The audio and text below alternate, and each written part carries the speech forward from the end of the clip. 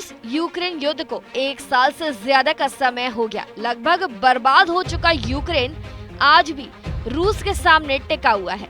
हालांकि रूस के पास ऐसे कई हथियार हैं जिसे अभी तक पुतिन ने मैदान में उतारा ही नहीं है। कहा जाता है कि रूस अगर इन हथियारों को मैदान में उतार दे तो बस कुछ ही देर में पूरा यूक्रेन उसके कब्जे में होगा। हालांकि अगर ऐसा हुआ तो यूक्रेन में होने वाली जनहानि किसी से रोके नहीं रुकेगी, लाखों लोगों की मौत हो जाएगी। रूस ने कई बार युद्ध में परमाणु बम की धमकी दी है। दुनिया के सामने खतरनाक परमाणु बम का नाम जार बम है। ये बम लाखों की एक झटके में जान ले सकता है। इस बम की टेस्टिंग में एक पूरा द्वीप तबाह हो गया था।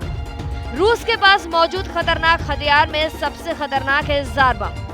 जार बम के ब्लास्ट होते ही एक बार में लाखों लोगों की मौत हो सकती है। इसके अलावा जो लोग इस बम के प्रभाव में आएंगे उन्हें स्किन जैसी बीमारियों को झेलना पड़ सकता है। जार बम को दूसरे विश्व युद्ध के बाद शुरू हुए कोल्ड वॉर के समय बनाया गया था। इस बम का नाम रूस के राजाओं की उपाधि से दिया गया है। तत्कालीन सोवियत संघ के एटमी वैज्ञानिक आंद्रेई सखारेव ने 60 के दशक में इस बम को तैयार किया था। ये बम अमेरिका को पछाड़ने के लिए तैयार किया गया। ये परमाणु बम 8 मीटर लंबा और 2.6 मीटर चौड़ा था। इसका वजन 27 टन से भी ज्यादा था। 30 अक्टूबर 1961 को जब इस एटम बम का परीक्षण किया गया था तब करीब 5 मील चौड़ा आग का गोला उठा था। आग के गोले इतने भयंकर थे कि इन्हें 1000 किलोमीटर दूर से देखा जा सकता था।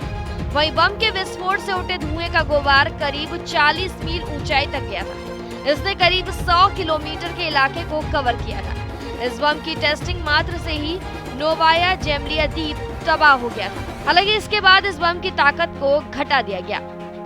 टेस्टिंग के बाद बनाया गया था स्पेशल लड़ाकू विमान। बताया जाता है कि इस बम को टेस्टिंग के लिए ले जाने से पहले सोवियत संघ ने अपने तुपोलोव 95 लड़ाकू विमानों में काफी बदलाव किए थे। दूसरे शब्दों में कहा जाए तो इसे फिर से तैयार किया गया था। इस लड़ाकू विमान को खासतौर पर परमाणु सक्षम हमले के लिए बनाया गया था। कहा जाता है कि Tu-95 लड़ाकू विमान ने इस बम को फायर करने के बाद उसकी तस्वीर भी उतारनी थी। ऐसे में उसे बम को गिराने के तुरंत बाद वहां से वापस करीब 50 किलोमीटर दूर भागना था। तय समय के अनुसार लड़ाकू विमान ने बम को फायर किया और वहां से वापस लौटा। करीब 50 किलोमीटर दूर पहुंचते एक भयंकर ब्लास्ट हुआ और तुपोलोव विमान भी गोते खाकर 1000 मीटर नीचे आ गया।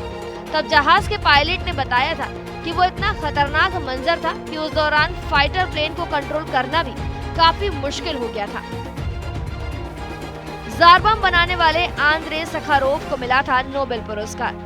सोवियत संघ को हथियारों की रेस में अमेरिका से काफी आगे निकालने की इच्छा रखने वाले तत्कालीन सोवियत वैज्ञानिक आंद्रे सखारोव का जार बम को बनाने में बेहद महत्वपूर्ण रोल था। उन्होंने एटम बम और हाइड्रोजन बम की टेक्नोलॉजी को मिलाकर ये जार बम बनाया था।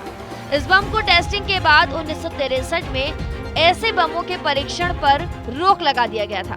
बाद में सखारोव ने एटमी हथियारों के खिलाफ सबसे बड़ी जंग छेड़ी और उन्होंने एटमी टेस्ट करने वाले 1963 की पाबंदी का खुलकर समर्थन किया। हालांकि इसके बाद उन्हें अपने ही देश में विरोध भी झेलना पड़ा था।